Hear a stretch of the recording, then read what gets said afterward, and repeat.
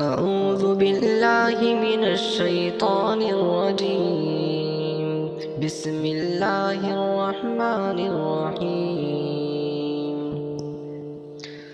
تبارك الذي بيده الملك وهو على كل شيء قدير، الذي خلق الموت والحياة ليبلوكم أيكم أحسن عملا وهو العزيز الغفور، الذي خلق 7 سماوات طباقا ما ترى في خلق الرحمن من تفاوت فارجع البصر هل ترى من فتور، ثم ارجع البصر كرتين ينقلب إليك البصر خاسئا وهو حسير، ولقد زينا السماء الدنيا بمصابيح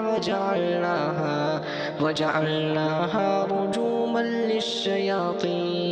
رجوما للشياطين وأعتدنا لهم عذاب السعير، وللذين كفروا بربهم عذاب جهنم وبئس المصير.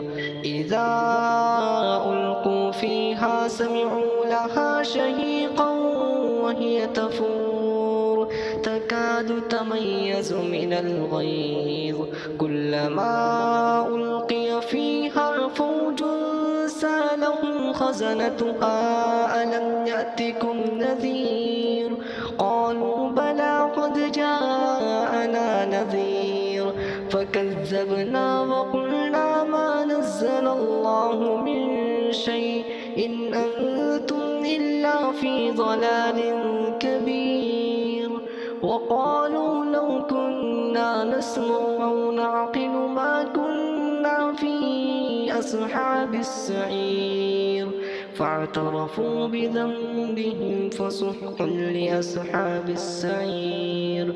إن الذين يخشون ربهم بالغيب لهم مغفرة وأجر كبير، وأسروا قولكم أو اجهروا به إنه عليم بذات الصدور، ألا يعلم من خلق وهو اللطيف الخبير.